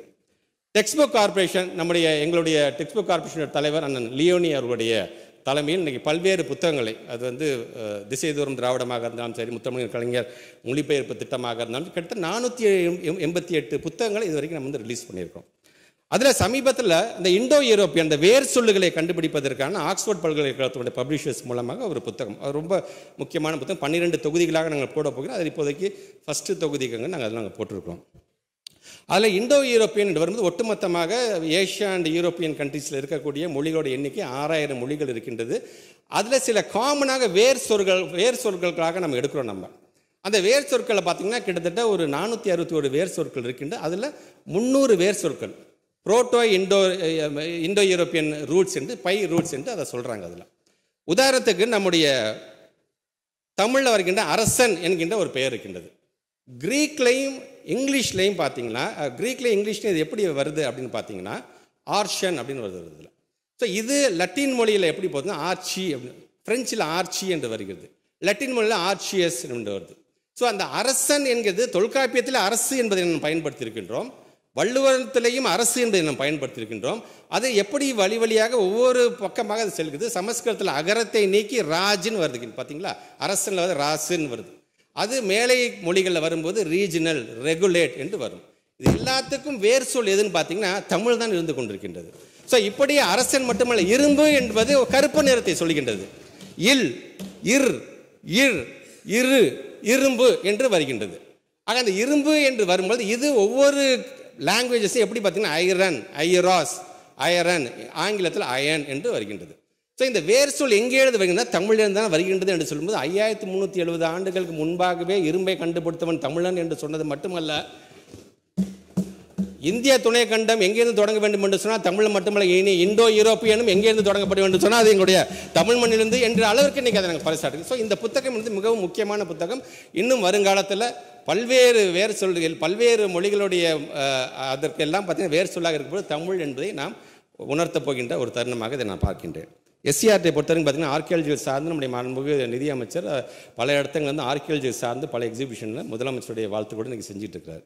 இது வெறுமனே அங்கே மட்டும் இருந்து ஒரு கண்காட்சியாக இருந்தால் போதுமா? இது நம்முடைய பள்ளிக்கூடத்தை சார்ந்திருக்கிற மாணவ சமுதாயத்தை கொண்டு போனாங்க. வருஷம் ஒரு 1000 டீச்சர்ஸை நாங்கள் ட்ரெயின் பண்ணி இது வரைக்கும் 70,000 மாணவர்களிடம் இதை நாங்கள் கொண்டு சென்றிருக்கிறோம் என்பதை இந்த நேரத்தில் நான் தெரிவுபடுத்த நான் விரும்புகின்றேன். நான் ஃபார்மல் எஜுகேஷன், 15 வயசுக்கு மேலே வயது வந்தவர்கள் பள்ளிக்கூடத்துக்கு போக வாய்ப்பே இல்லாதவர்களுக்காக லிட்ரேசி ரேட் நம்ம ஏற்ற வேண்டும். நான் தமிழ்நாட்டு முதலமைச்சர் அடிக்கடி சொல்லிட்டே இருப்பாங்க. அதில் பார்த்தீங்கன்னா கிட்டத்தட்ட 39.21 கோடி ரூபாய் இன்றைக்கி வந்து முதலீடு செய்யப்பட்டு இது வரைக்கும் 20 லட்சம் பேருக்கு எழுத படிக்க நாங்கள் சொல்லி கொடுத்துருக்கின்றோம். மிக விரைவாக 100% லிட்ரேசி ரேட்டை எட்டக்கூடிய ஒரு மாநிலமாக நம்ம தமிழ்நாட்டை மாறும் என்பதற்காக இதை நான் சொல்கின்றேன். இப்படி ஒவ்வொன்றையும் நம்முடைய தமிழ்நாட்டுடைய முதலமைச்சருடைய வாழ்த்துக்களின்படி நேற்று நம்ம டீச்சர்ஸ் ரெக்ரூட்மெண்ட்டை பொறுத்தவரைக்கும் இது வரைக்கும் நாங்கள் எத்தனை எடுத்துருக்கிறோம் நாங்கள் இங்கே சொல்லுவோம். இனி வருங்காலத்தில் நாங்கள் வந்து எவ்வளோ எடுக்க போகிறோம்ங்கிறத பற்றிலாம் நாங்கள் வந்து முழுமையாக சொல்லியிருக்கோம். பேரத்தோட 2021 ஒரு 5 விதமான பேராமீட்டர் சொன்னேன் நான். ஒன்று ஆக்சஸை பற்றி நான் சொன்னேன், இன்னொன்று வந்து ஈக்விட்டியை பற்றி சொன்னேன், இன்னொன்று வந்து இன்ஃப்ராஸ்ட்ரக்சரை பற்றி சொன்னேன், இன்னொன்று கவர்னன்ஸ் ப்ராசஸை பற்றி பண்ணேன், இன்னொன்று வந்து அவுட்கம்மை பற்றி நான் பேசினேன். ஆக்சஸை பொறுத்த வரைக்கும் 1 கிலோமீட்டருக்கு வந்து ஒரு தொடக்கப்பள்ளி, 3 கிலோமீட்டருக்கு வந்து ஒரு நடுநிலைப்பள்ளி, 5 கிலோமீட்டர் 7 கிலோமீட்டருக்கு high school, higher secondary school நீங்கள் ஆல்மோஸ்ட் எல்லாத்துலேயும் வந்திருக்கு. அது இல்லாமல் எங்கெங்கெல்லாம் நமக்கு வந்து பள்ளிக்கூடம் தேவை என்பதெல்லாம் சொல்லியிருக்காங்களோ அதையும் நம்ம கருத்தில் வைத்திருக்கணும். இது ஆக்சஸ். ஈக்விட்டியை பொறுத்த வரைக்கும் பாலின சமத்துவம், இன்னைக்கு கிட்டத்தட்ட 66 லட்சம் பிள்ளைங்க அந்த பையனும் 63 லட்சம் பெண்களும் படிக்கக்கூடிய அளவுக்கு அதையும் ஓரளவுக்கு நம்ம வந்து கொண்டு வந்துட்டோம். இன்ஃப்ராஸ்ட்ரக்சருக்கு நேற்றே சொன்னால் பேராசிரியர் அன்பழகன் பள்ளி மேம்பாட்டு திட்டத்தின் மூலமாக எவ்வளோ நிதி ஒதுக்கீடு செய்யப்பட்டிருக்குது, எத்தனை வகுப்பறைகள்லாம் நம்ம கட்டிக்கிட்டு இருக்கோம் என்பதை நான் இன்ஃப்ராஸ்ட்ரக்சர் மூலமாகவும் அதையும் நாங்கள் சொல்லிவிட்டோம். கவர்னன்ஸ் ப்ராசஸ் என்று வரும்பொழுது எப்படி ஒரு டிரான்ஸ்போர்ட்டாக ஒரு அரசாங்கம் இருக்கிறது. இப்போ நம்ம தமிழ்நாட்டு முதலமைச்சர் இருக்காருன்னு சொன்னால் சிஎஸ் இருக்கிறாரு, முருகானந்தன் சார் இருக்கிறார் ஐஏஎஸ். எங்களை பொறுத்த வரைக்கும் பார்த்தீங்கன்னா எங்களுடைய துறை சார்ந்து இருக்கின்ற சந்திரமோகன் ஐஏஎஸ் இருக்கிறார், ஃபைனான்ஸ் செக்ரட்டரி உதயச்சந்திரன் சார் இருக்கிறார். அதே போன்று எங்களுடைய இதில் இருக்கிற ஐஏஎஸ் ஆஃபீஸர்ஸ்லாம் பார்த்தீங்கன்னா அது ஆர்த்தி மேடம் இருக்கிறாங்க, சங்கர் சார் இருக்கிறது, ஜெயந்தி மேடம் இருக்கிறாங்க, எங்களுடைய இயக்குநர்கள், எங்களுடைய துணை இயக்குநர்கள், CEO, DO, BEO, HMC. So ஒரு சர்க்குலர் தான் வந்தான். ஸோ இன்றைக்கி நான் பேசுகிறேன்னு சொன்னால் இதே பயன்படுத்தி கொண்டு அவர் அனைவருக்குமே இந்த நேரத்தில் என்னுடைய நன்றியை நான் தெரிவித்துக் கொள்கின்றேன். அதே போன்று அவுட்கம், இவ்வளவும் பண்ணி அவுட்கம் என்ன வந்திருக்கிறது என்று சொல்லும் பொழுது, தமிழ்நாட்டோட முதலமைச்சர் ஒரு 7 விதமான உறுதிமொழியை திருச்சி மாநாட்டில் சொல்லி தான் நாங்கள் ஆட்சிக்கு வந்தோம். அதில் 4வது உறுதிமொழியாக இருக்கின்ற கல்வி சார்ந்து இருக்கின்ற ஒரு உறுதிமொழியில் பார்த்தீங்கன்னா இதோட இலக்கு என்பது 10 ஆண்டுகள், 5 ஆண்டுகள் இலக்கில் 10 ஆண்டு இலக்காக அந்த 7 உறுதிமொழியை சொல்லியிருக்கிறோம். அதில் நம்முடைய உள்நாட்டு உற்பத்தியை சார்ந்து நம்முடைய பட்ஜெட்டுக்கு மட்டும் நாங்கள் ஆட்சிக்கு வந்தால் 3 மடங்காக நாங்கள் ஒதுக்கீடு செய்வோம் கல்வித்துறைக்கு என்று சொன்னால், இன்றைக்கி வரைக்கும் பார்த்தீங்கன்னா அது 1.6 ஆண்டுக்குள் நீங்கள் 2% மட்டும் சொல்லலாம், 2 மடங்கு என்று சொல்லலாம். 10 ஆண்டுகள் கண்டிப்பாக அவர் சொன்ன மாதிரி அதை 3 மடங்காக அதை உயர்த்தி காட்டுவார் என்கின்ற நம்பிக்கை அனைவருக்குமே உண்டு. அதே போன்று இன்றைக்கு இந்த கற்றல் என்று வரும்பொழுது, இந்த கற்றல் அளவு வந்து 17வது இடத்துல இருக்கும், நம்ம 10வது இடத்துக்குள்ளே நம்ம வந்துடணும் என்று சொல்லியிருக்கோம். மே மாதம் இறுதியில் வந்து நாஸோட ரிப்போர்ட் நமக்கு வரவிருக்கின்ற, அதுக்கு இடையில் நிதி ஆயோக் வந்து இன்றைக்கி சஸ்டைனபிள் டெவலப்மெண்ட் கோலை பார்த்திங்கன்னா இன்றைக்கி தரமான கல்வி வழங்குத 4வது தரவரிசையில் நம்ம ஏற்கனவே இப்போ நம்ம வந்திருக்கிறோம். நமக்கு ட்ராப் அவுட் ரேஷியோ பொறுத்த வரைக்கும் பார்த்தீங்கன்னா பிள்ளைகள் இடைநிற்றல் 16% இருக்கின்றது. இந்த 16% 5% உள்ளே கொண்டு வந்துடணும் என்று தமிழ்நாட்டு முதலமைச்சர் சொல்லியிருந்தார். இன்றைக்கு இடைநிலை, இன்னைக்கு எலிமெண்ட்ரி ஸ்கூல் என்று வரும்பொழுது பார்த்தீங்கன்னா இடைநிலை இல்லாத ஒரு மாநிலமாக இருப்பது நம்முடைய தமிழ்நாடு என்ற பெயரை ஒன்றிய அரசு நம்மளை பாராட்டுகின்றது. இதில் ஹையர் செகண்டரி என்று வரும்பொழுது பார்த்தீங்கன்னா 7.7% இடைநிற்றல் இருக்கின்றது. அதையும் நாங்கள் சரி செய்வோம். நேஷனல் ஆவரேஜ் 14.1 இருக்குது. அதையும் நாங்கள் கொஞ்சம் கொஞ்சமாக நாங்கள் குறைச்சிட்டு இருந்தோம். கண்டிப்பாக அதையும் நாங்கள் வந்து குறைப்போம் என்பதை நான் தெரியும். ஸோ இந்த மாதிரியான உறுதிமொழிகள் நாங்கள் சொல்கிறதுக்கு தகுந்தாப்பில் அதை நோக்கி இன்றைக்கு நம்முடைய மாண்பு தமிழ்நாட்டு முதலமைச்சர் ஒவ்வொரு விஷயத்தையும் இன்றைக்கி பார்த்து நாங்கள் செய்து கொண்டிருக்கின்றோம். மாண்பு பேரவைத் தலைவர்களே, நான் இத்தனை திட்டங்கள் எல்லாம் சொன்னேன். அதில் குறிப்பாக ஒரு முக்கியமான ஒரு திட்டம், இந்த அவுட்கம், லேர்னிங் அவுட்கமில் இப்போ எஸ்பிசியை பற்றி சொல்கிறேன். ஸ்டேட் பிளானிங் கமிஷன் ஒரு ரிப்போர்ட் கொடுக்க போகிறாங்க, நாஸ் ஒரு ரிப்போர்ட் கொடுக்க போகுது. இந்த ஸ்டேட் பிளானிங் கமிஷனோட ஏன் நாங்கள் ரொம்ப முக்கியமாக பார்க்கணும், அந்த ஸ்டேட் பிளானிங் கமிஷனோட ரிப்போர்ட்டை தான் நாடாளுமன்றத்திலே நம்மளுடைய மாண்புமிகு ஜனாதிபதி அவர்களை படித்து காமிச்சார். தமிழ்நாட்டை சார்ந்திருக்கிற எஸ்பிசி சொல்கிறது, இந்த காலை உணவு திட்டத்தின் மூலமாக பிள்ளைகளுக்கு நினைவாற்றல் அதிகப்படுத்தப்பட்டு இருக்கின்றது, பள்ளிக்கூடத்துக்கு சரியான நேரத்துக்கு வருகிறார்கள், அவங்களால ஃபோக்கஸ் பண்ண முடிகிறது என்று சொல்லுகிறார்கள் என்று சொன்ன அந்த எஸ்பிசிக்காக நாங்கள் காத்துக்கிட்டு இருக்கோம். நல்ல விதத்தில், ஏன்னா எங்களுடைய பெருமதிப்புக்குரிய ஆசிரியர் மக்கள் மீது இருக்கின்ற நம்பிக்கையின் அடிப்படையில் சொல்கிறேன் நான், நல்ல விஷயத்தில் நல்ல விதமாகவே அந்த ரிசல்ட் வரும் என்பதை நான் தெரிவித்துக் கொள்கிறேன். இத்தனை திட்டங்கள் சொன்னாலும் பேரவைத் தலைவர்களே, இந்த சமூக சிக்ஷா அபியான் ஒட்டுமொத்தமாக இந்தியா முழுவதும் இன்றைக்கு பேசப்படுகின்ற ஒரு பொருள். இன்றைக்கி 2152 கோடி ரூபாய் இன்றைக்கி நமக்கு வழங்கப்படும் சமூக சிக்ஷா அபியான் ஒருங்கிணைந்த பள்ளி கல்வி திட்டத்தினுடைய அப்ஜெக்டிவே என்னென்னா, ஒரு பிள்ளை கூட கல்வி கற்காமல் போயிடக்கூடாது என்பது அவங்களோட அப்ஜெக்டிவே.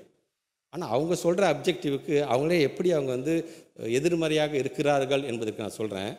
அந்த அப்ஜெக்டிவ்லாம் எனக்கு கவலை கிடையாது. நான் சொல்கிற கொள்கையை நீ ஏற்றுக்க என்று சொல்லி உன்னோட 43 லட்சம் பிள்ளைங்க எக்கெடுக்கட்டு போனால் எனக்கு என்ன, 32,298 ஆசிரியர் பணியாளர்கள் எப்படி போனால் எனக்கு என்ன, நான் சொல்கிற கொள்கை ஏற்றுக்க என்று சொல்லக்கூடிய அந்த மனப்பான்மையை தான் அந்த ஒன்றிய அரசு இருக்குது என்பதற்காக நான் சொல்கிறேன்.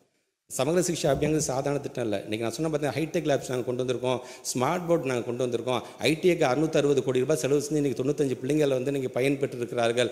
வாசிப்பு இயக்கத்தில் நாங்கள் இவ்வளோ செலவு பண்ணியிருக்கிறோம். அதே போன்று எண்ணும் எழுத்தும் திட்டத்துக்கு 414 கோடி ரூபாய் நாங்கள் செலவு பண்ணியிருக்கோம். இப்படி வரிசையாக நாங்கள் அடிக்கடிக்கு நாங்கள் சொல்லிட்டு இருக்கோம். பார்த்தீங்களா, இதில் முத்தாய்ப்பான ஒரு திட்டம் என்பது பார்த்தீங்கன்னா ஆர்டி. பிள்ளைங்க எல்லா பிள்ளைங்க அரசு பள்ளியில் சேரணுக்குள்ள இல்லைங்க, தனியார் பிள்ளை என் பிள்ளைய நான் சேர்க்கணுங்க, நான் ஒரு வீக்கர் செக்ஷனுங்க, என் பிள்ளை தனியார் பள்ளியில் படிக்கக்கூடாதான்னு நினைக்கிறவங்களும் 25% ஒதுக்குறாங்க. பார்த்தீங்களா, அது யாரோட டைரக்ஷன் அந்த ஆக்ட் வந்துச்சுன்னா, சுப்ரீம் கோர்ட்டோட டைரக்ஷன் வந்த அந்த ஆக்டுக்கே எதிர்மாறாக இன்றைக்கி நாங்கள் பணத்தை தரமாட்டோம் என்று சொல்லும்போது தமிழ்நாட்டு முதலமைச்சர் சொல்கிறார், நீ சொல்கிற கொள்கையை ஏற்றுக்கிட்டு நான் கொடுக்கணும் அவசியம் கிடையாது, நீ 10,000 கோடி கொடுத்தாங்க தேவையில்லை என்று தமிழ்நாட்டு முதலமைச்சர். ஆனால் இந்த சட்டமன்றத்தில் சொல்கிற 2152 கோடியை ஒரு மாநில அரசு ஏற்றுக்கொள்கிறது, பெருமை வாய்ந்தது, எங்கள் முதலமைச்சர் நாங்கள் பாராட்டுகிறோம் என்று சொன்னாலும் அந்த பணம் நம்மளுடைய பணம். இங்கே இருக்கின்ற ஒவ்வொரு சட்டமன்ற உறுப்பினருடைய தொகுதியிலையும் நீங்கள் பணியாற்றிட்டு இருக்காங்க. பார்த்தீங்களா, ஒவ்வொரு பொதுமக்களுடைய பணம் அது. திருப்பியும் சொல்கிறேன், இந்த சட்டமன்றத்திலிருந்து அந்த யூனியன் மினிஸ்டர்கிட்ட எங்களோட பணத்தை தயவுசெய்து கொடுத்து விடுங்கள், இது உங்களுடைய பணம் இல்லை, எங்களுடைய உழைப்பின் மூலமாக வந்த பணம் என்பதை நான் பதிவு செய்கிறேன். எங்களுக்கு 2152 பெருந்தன்மை நாங்கள் ஏற்றுக்கொண்டாலும் இழப்பு தானே, நிதி நெருக்கடி தானே. ஆக அதைத்தான் நாங்கள் ஒன்றிய அரசு நான் கேட்குறோம். ஆனால் தமிழ்நாட்டுடைய முதலமைச்சர் எப்படி நிர்வகிக்கிறாரு பாருங்கள். ஒரு பறவையை தேனிக்கிட்ட போய் கேட்டுச்சான், தேனி கஷ்டப்பட்டு உழைக்கிற, கஷ்டப்பட்டு இந்த தேனெல்லாம் தயாரிக்கிற, ஆனால் கஷ்டம் அது ஒரு மனிதன் களவாடிட்டு போனேன்னு வருத்தம் இல்லையா என்று கேட்டபோது அந்த தேனி சொன்னிச்சான், அந்த மனிதனால் நான் தயாரித்து வச்ச தேனை தான் களவாட முடியும், தேன் தயாரிக்க என்னுடைய திறமையை அவனால் தயாரிக்க முடியாது என்று சொன்னாராம். அதுபோன்ற முத்தமிழர் கலைஞரிடம் பெற்ற அந்த நிர்வாக திறமையின் மூலமாக இன்னைக்கு எவ்வளோ நிதி நெருக்கடி இருந்தாலும் இத்தனை திட்டத்தையும் நிறுத்தாதா சார்? அந்த ஒரு திட்டத்தில் செல்ஃப் டிஃபென்ஸ் ஒரு திட்டம் இருக்குது சார். 6ஆம் வகுப்புலேருந்து 10ஆம் வகுப்பு வரைக்கும் படிக்கக்கூடிய பெண் பிள்ளைங்கள் தங்களை தற்காத்து கொள்வதற்காக கராத்தியாவாக இருந்தாலும் சரி, ஜூடா கிட்டத்தட்ட 19 கோடி நாங்கள் செலவு செய்கிறோம். நாங்கள் அதில் 13 லட்சம் பிள்ளைகள் மாணவிகள் அதில் பயன்பெறுகிறார்கள். அந்த திட்டத்தை நிறுத்துறாங்க சார். ஸோ இது சார்ந்து எங்களுக்கான அந்த நிதியை வழங்க வேண்டும் என்று தமிழ்நாட்டுடைய முதலமைச்சர் சொல்கிறேன் சார். ஆன் த நட்ஷல் நான் சொல்கிறேன். இந்த NEP-யை பொறுத்த வரைக்கும் நான் ஒரு புத்தகம் எழுதிட்டு இருக்கேன். நம்ம தமிழ்நாட்டு முதலமைச்சர் மிக விரைவாக அதை வெளியிட இருக்கின்றார்கள். அதில் நான் அதிகமாக நான் சொல்கின்றேன். ஒன்றே ஒன்று தான், ஒரு மேத்தமேட்டிக்ஸ் டெரிவேஷன் நம்ம எல்லாத்துக்குமே தெரியும். ஒரு மேக்ஸ் ஒரு ஈக்குவேஷன் நம்ம டிரைவ் பண்ணுறோம்னு சொன்னால் left hand side is equal to right hand side, hence proved என்று சொல்கிறோம். So LHS is equal to RHS என்று நம்ம சொல்கிறோம். ஆனால் ஒன்றிய அரசு என்ன சொல்லுது? LHS is equal to RHS தூக்கி போட்டு on the whole the education should be RSS சொல்கிறாங்க. பார்த்தீங்களா? அதை எங்களால் ஏற்றுக்கொள்ள முடியவில்லை என்பதற்காக தான் நாங்கள் மறுக்கிறோம். நாங்கள் ஆக இன்னைக்கு தமிழ்நாட்டு முதலமைச்சர் ஆசிரியர்கள் சார்ந்து இன்னைக்கு சொல்கிறாங்க. பார்த்தீங்களா? NEP என்பது வெறும் மொழி சார்ந்திருக்கின்ற பிள்ளைகளுக்கு பாடம் சொல்றது மட்டும் இல்லை சார். அந்த NEP-ல எங்களுடைய ஆசிரியர்களை வஞ்சிக்கக்கூடிய பல சரத்துகள் இருக்கின்றது. ஆசிரியர்கள் எப்போ வேணா நீ வேலைக்கு எடுக்கலாம், எப்போ வேணா நீ தூக்கி போடலாம், தலைமை ஆசிரியர் சொன்னால் மட்டும்தான் அவனுக்கு ப்ரொமோஷன் கிடைக்கும், அந்த ஆசிரியர்களுக்கு ஊதியம் கிடைக்கும் என்று சொல்கின்ற அளவுக்கு இருக்கின்றது. ஆக இதெல்லாம் சேர்த்து தான் தமிழ்நாட்டு முதலமைச்சர் அதை எதிர்க்கிறார் என்பதற்காகத்தான் இதையெல்லாம் நான் சொல்லுகிறேன். பேரத்தலைவர்களே, வெரி ஃபஸ்ட் டைம் ஒரு பட்ஜெட் வரும்போது, நிதிநிலை அறிக்கை வரும்போது ஸ்டேக் ஹோல்டர்ஸ் கூப்பிட்டு வச்சு ப்ரீ பட்ஜெட்டிங் மீட்டிங் நடத்தி பண்ணுறாங்க. வேளாண் பட்ஜெட் என்று வரும்போது விவசாய சங்கத்தெல்லாம் அழைத்து ஒரு பட்ஜெட் போட்டு அவங்கள கருத்துக்களை சொன்னார். வெரி ஃபஸ்ட் டைம் தமிழ்நாட்டு முதலமைச்சர் சொன்னால், ஏன் இது மாதிரி ஸ்டூடெண்ட்ஸ்கிட்ட பேசி நீ ஒன்று அனௌன்ஸ்மெண்ட் பண்ணால் என்ன என்று சொன்னார். அதனால தான் ஒரு மாதத்துக்கு முன்பாக ஒட்டுமொத்தமாக தமிழ்நாட்டு ஒரு 1500 மாணவ செல்வங்களை வரவழைத்து அவங்களும் உரையாடி அதன் மூலமாக சில அனௌன்ஸ்மெண்ட் அன்றைக்கி நான் அறிவிக்க இருக்கின்றேன் என்பதை இந்த நேரத்தில் நான் தெரிவிச்சுக்கிறேன். இதில் 234 தொகுதிகளுக்கும் நேரடியாக நான் சென்றிருக்கின்றேன்.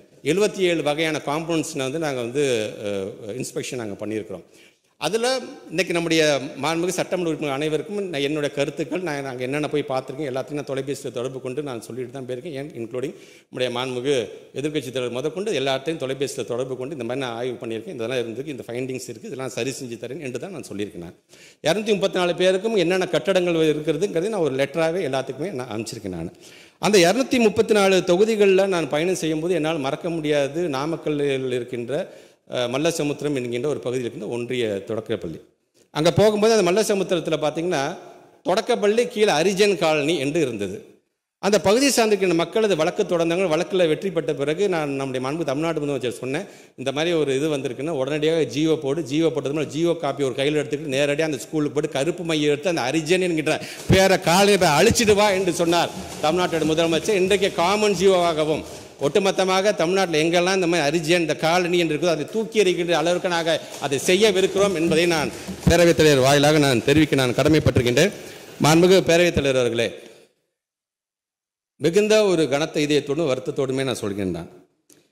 இந்திய கோலேந்திகளினுடைய அட்டகாசத்தை பார்த்து சிரிக்கிறான் ஹிட்லர், நம்மையும் மிஞ்சி விட்டார்களே என்று உற்று நோக்குகிறான் முசோலினி. ஜார் மன்னன் சிரிக்கின்றான், லூயி மன்னன் வெட்கப்படுகின்றான், ஜனநாயகம் ரத்தம் பட்ட உடலோடு கிடக்கின்றது. நாட்டினுடைய அரணாக ஒரு அன்னையாக அந்த ஜனநாயகத்தை தன்னுடைய மடியில் கிடத்தி அதை சரி செய்கின்ற பணியில் நம் தமிழ்நாட்டு முதலமைச்சர் ஈடுபட்டு கொண்டிருக்கின்றார். புராண கதைகளில் வருவது போல ஒரு சில விஷவண்டுகள் அவருடைய துடையில் ஒரு பக்கம் நுழைந்து மறுபக்கமாக வருகிறது, அவருக்கு ரத்தம் வருகின்றது. பரவாயில்லை, விஷவண்டுகளாக இருந்தால் அதுவும் தமிழ் வண்டு தானே என்று பெருமையோடு இருக்கிறார் தமிழ்நாட்டினுடைய முதலமைச்சர் அவர்கள். ஆக அப்படி பேரறிஞர் அண்ணா அவர்கள் சொன்னது போல மரத்தை வெட்டுபவன் களைப்பாறுவதற்கு இன்னொரு மரத்தினுடைய நிழலை தான் தேடுகின்றான், நம்மையும் ஒரு நாள் இவன் வெட்டுவானே என்று அந்த மரம் நிழல் தர மறுப்பதில்லை. அதுபோன்று நம்முடைய தமிழ்நாட்டோட முதலமைச்சர் தன்னை வஞ்சிப்பவர்கள் யாராக இருந்தாலும் சரி, தன்னை விமர்சனம் செய்வர்கள் யாராக இருந்தாலும் சரி, தனக்கு இடையூறு செய்பவர்கள் யாராக இருந்தாலும் சரி, அவர்களுக்கெல்லாம் அன்பை மட்டுமே மீண்டும் பரிசாக அவர் வழங்கி கொண்டிருக்கின்றார். அந்த அன்பு உள்ளம் அடுத்த ஆண்டு தேர்தல் முடிந்த பிறகு இந்த நாட்டையும் நாட்டு மக்களின் உள்ளத்தையும் ஆளும் என்பதை தெரிவித்து, அந்த அன்பு உள்ளத்தினுடைய வயது 72, அதில் இருக்கின்ற 7 என்பது அடுத்த ஆண்டு தேர்தல் முடிந்த பிறகு 7வது முறையாக திராவிட முன்னேற்ற கழகமே ஆட்சி பொறுப்பில் இருக்கும். அதில் இருக்கின்ற 2 என்பது முத்துவேல் கருணாநிதி ஸ்டாலின் எனும் நான் என்கின்ற 2வது முறையாக ஆளுநர் மாளிகையை அதர வைப்பார், நம்முடைய கொள்கை எதிரிகளை பதற வைப்பார் தமிழ்நாட்டுடைய முதலமைச்சர் அவர்கள். தமிழ்நாடு போராடும், தமிழ்நாடு வெல்லும். கொள்கை எதிரிகள் மொழியில் சொல்ல வேண்டும் என்று சொன்னால் தர்மத்தின் வாழ்வுதனை சூதுகவும் மீண்டும் தர்மமே வெல்லும் என்று சொல்லி இங்கே பல்வேறு வெட்டு தீர்மானங்கள், பல்வேறு கேள்விகள், பல்வேறு கருத்துக்கள் அனைத்தையும் மனதில் உள்வாங்கியிருக்கின்றேன். அனைத்திற்கும் பதில் தந்திருக்கின்றேன் என்கின்ற அந்த நம்பிக்கையில் அதை மீண்டும் நீங்கள் திரும்ப பெற்று மாணவ சமுதாயம், இந்த தமிழ் சமுதாயம், நம்முடைய தமிழ்நாடு வளர்வதற்கு நீங்கள் உங்களுடைய ஒத்துழைப்பை நல்க வேண்டும் என்று சொல்லி உங்களுடைய அனுமதியோடும் மாண்புமிகு தமிழ்நாட்டு முதலமைச்சருடைய அனுமதியோடும் ஒரு சில அறிவிப்புகளை இங்கே நான் படிக்க கடமைப்பட்டிருக்கின்றேன். அரசு பள்ளிகளில் 6 முதல் 8ஆம் வகுப்பு வரை பயிலும் 13 லட்சம் மாணவர்கள் தமிழ், ஆங்கிலம் மற்றும் கணித திறன்களை மேம்படுத்தும் வகையில் திறன் targeted help for improving remediation and academic nurturing என்னும் முனைப்பு இயக்கம் ரூபாய் 19 கோடி மதிப்பீட்டில் மேற்கொள்ளப்படும். பள்ளி நூலகங்களில் வாசிப்பு வாரம் கடைபிடிப்பதன் மூலம் மாணவர்களின் அறிவு தேடல் மற்றும் வாசிப்பு திறன்கள் மேம்படுத்தப்படும். மாணவர்களின் வாழ்வியல் திறன் மற்றும் விழுமிய கல்வியை நடைமுறைப்படுத்த ரூபாய் 26 லட்சம் மதிப்பீட்டில் விழிப்புணர்வு கட்டடங்கள் வழங்கப்படும். இதனை செயல்படுத்த வாராந்திர கால அட்டவணையில் ஒரு பாடவேளை ஒதுக்கீடு செய்யப்படும். கலை திருவிழா போட்டிகளில் மாநில அளவில் வெற்றி பெற்ற 400 மாணவ மாணவிகளுக்கு ரூபாய் 70 லட்சம் மதிப்பீட்டில் கலைச்சிற்பி என்ற தலைப்பில் கோடைகால சிறப்பு முகாம் நடத்தப்படும். இது மாண்புமிகு தமிழ்நாட்டு முதலமைச்சர் எங்களுக்கு சொன்ன ஒரு அறிவுரையாக இந்த 5வது அறிவிப்பு. அரசு பள்ளிகளில் பயிலும் சுமார் 46,000 மாற்றுத்திறன் மாணவர்களின் உடல்நலம் மற்றும் மனநலத்தை மேம்படுத்த ரூபாய் 4 கோடி மதிப்பீட்டில் தகுந்த விளையாட்டு சாதனங்கள் வழங்கப்படும், பயிற்சிகள் அளிக்கப்படும். வேலைவாய்ப்பு மற்றும் பயிற்சி துறையின் தொழிற்பயிற்சி ஆய்வகங்கள் மூலம் 12,000 மாணவர்களுக்கு ரூபாய் 13 கோடி மதிப்பீட்டில் திறன் பயிற்சி அளிக்கப்படும். அரசு பொதுத் தேர்வுகளில் 10 மற்றும் 12ஆம் வகுப்பில் 100% தேர்ச்சியை பெற்றுத்தரும் அரசு பள்ளிகளுக்கும் அரசு பள்ளி ஆசிரியர்களுக்கும் பாராட்டு சான்றிதழ் வழங்கப்படும். சர்வதேச, தேசிய மற்றும் மாநில அளவிலான விளையாட்டுப் போட்டிகளில் வெற்றி பெற்ற தனியார் சுயநிதி பள்ளி மாணவர்கள் 2300 பேருக்கு ரூபாய் 4.6 லட்சம் மதிப்பீட்டில் பாராட்டு சான்றிதழ் மற்றும் கேடயம் வழங்கப்படும். ஏற்கனவே நம்முடைய அரசு பள்ளியை சார்ந்திருக்கின்ற மாணவர்களுக்கு 12.5 கோடி ரூபாய் செலவில் ஏற்கனவே நாம் வழங்கி கொண்டிருக்கின்றோம். இனி தனியார் பள்ளியை சார்ந்திருக்கின்ற மாணவ செல்வங்களுக்கும் அது வழங்கப்படும். குழந்தைநேய வகுப்பறை சூழலை உருவாக்கும் வகையில் 6478 அரசு தொடக்கப் பள்ளிகளில் உள்ள திறன்மிகு வகுப்பறைகளுக்கு ரூபாய் 25 கோடி மதிப்பீட்டில் தளவாட பொருட்கள் வழங்கப்படும். புதிதாக 13 தொடக்கப் பள்ளிகள் தொடங்கப்படுவதோடு 38 பள்ளிகள் தரம் உயர்த்தப்படும். அரசு பள்ளிகளில் பயின்று சாதனை புரிந்த மாணவர்கள் அவர்கள் பயின்ற பள்ளிகளில் தூதுவர்களாக, ஸ்கூல் அம்பாசிடர்ஸாக நியமிக்கப்படுவார்கள். மாணவர் சேர்க்கை அதிகரிக்கும் அரசு பள்ளிகளுக்கு பாராட்டு சான்றிதழ் வழங்கப்படும்.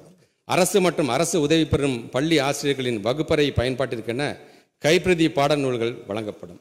மாணவர்களின் திறன்களை மேம்படுத்தவும் நவீன தொழில்நுட்ப சவால்களை எதிர்கொள்ளவும் கலைத்திட்டம், பாடத்திட்டம் மற்றும் பாடநூல்கள் மாற்றியமைக்கப்படும். முதற்கட்டமாக ரூபாய் 7 கோடி நிதி ஒதுக்கீடு செய்யப்படும். மாணவர்களின் கற்றல் விளைவுகளை மேம்படுத்திட 1.25 லட்சம் ஆசிரியர்களுக்கு ரூபாய் 28 கோடி மதிப்பீட்டில் திறன் மேம்பாட்டு பயிற்சி அளிக்கப்படும். தனியார் சுயநிதி மற்றும் பிற வாரிய பள்ளிகளில் பணிபுரியும் 6000 தமிழாசிரியர்களுக்கு ரூபாய் 4.94 லட்சம் மதிப்பீட்டில் கற்பித்தல் திறன் பயிற்சி வழங்கப்படும். தனியார் சுயநிதி பள்ளிகளில் பணிபுரியும் 90,000 ஆசிரியர்கள் மற்றும் ஆசிரியர் அல்லாத பணியாளர்களுக்கு 4.94 லட்சம் மதிப்பீட்டில் போக்சோ சட்டம் குறித்த விழிப்புணர்வு பயிற்சி வழங்கப்படும். மகாகவி பாரதியார் மற்றும் புரட்சி கவி பாரதிதாசன் ஆகியோரின் தேர்ந்தெடுத்த கவிதைகள் ரூபாய் 1 கோடி மதிப்பீட்டில் 25 இந்திய மற்றும் உலக மொழிகளில் மொழிபெயர்க்கப்படும். தமிழ்நாட்டு வரலாற்றையும் பண்பாட்டையும் இளைய தலைமுறையினர் அறிந்து கொள்ளும் வகையில் புகழ்பெற்ற தமிழ்நாட்டு அறிஞர்களின் அரிய வரலாற்று நூல்கள் ரூபாய் 30 லட்சம் மதிப்பீட்டில் வெளியிடப்படும். 20 லட்சத்திற்கும் மேற்பட்ட அரசு அலுவலர்கள் பயன்பெறும் வகையில் அரசின் துறை தேர்வுகளுக்கான 25 நூல்கள் ரூபாய் 50 லட்சம் மதிப்பீட்டில் வெளியிடப்படும். தந்தை பெரியார் குறித்த இலக்கிய பதிவுகள் 5 தொகுதிகளாக ரூபாய் 50 லட்சம் மதிப்பீட்டில் வெளியிடப்படும். அண்ணா நூற்றாண்டு நூலகத்தில் ரூபாய் 3 கோடி மதிப்பீட்டில் அனைத்து வசதிகளுடன் கூடிய கருத்தரங்க கூட்டம் அமைக்கப்படும். வாசகர்களின் வசதிக்காக பழுதடைந்த 30 நூலக கட்டடங்கள் மறுகட்டமைப்பு செய்யப்படுவதோடு 125 நூலகங்களில் கழிப்பறை வசதிகளும் ரூபாய் 30 கோடி மதிப்பீட்டில் ஏற்படுத்தப்படும். வயது வந்தோர் கல்வி திட்டங்களில் பயிரும் கற்போருக்கு அவர்களின் வருவாய் ஈட்டும் திறனை மேம்படுத்த செயற்கை ஆபரணங்கள், பொம்மைகள், மெழுகு மற்றும் வாசனை பொருட்கள் தயாரித்தல் உள்ளிட்ட தொழில்திறன் பயிற்சிகள் வழங்கப்படும். இசைப்பள்ளியில் பயிலும் மாணவர்கள் உயர்கல்வியில் சேர்க்கை பெறும் பொருட்டு அரசு தேர்வுகள் இயக்ககத்தால் 10ஆம் வகுப்பு வரை 12ஆம் வகுப்புகளுக்கும் இணையான சான்றிதழ் வழங்கப்படும் என்று சொல்லி என்னுடைய உரையை நிறைவு செய்கிறேன். நன்றி, வணக்கம். நக்கீரன் டிவிக்கு சப்ஸ்கிரைப் செய்யுங்கள். உங்கள் ஆதரவே எங்கள் பலம். ஆசிரியர்களுக்கு நண்பனாகவும் மாணவர்களுக்கு ஆசானாகவும் திகழும் தேர்வு வழிகாட்டி ஒவ்வொரு பாடத்திற்கும் அனுபவமிக்க ஆசிரியர்களின் துல்லியமான தெளிவான விடைகள். CNC இருக்கு, தேர்வு பயம் எதற்கு? இது தீரன் பப்ளிஷிங் ஹவுஸ் விற்பனை வெளியீடு.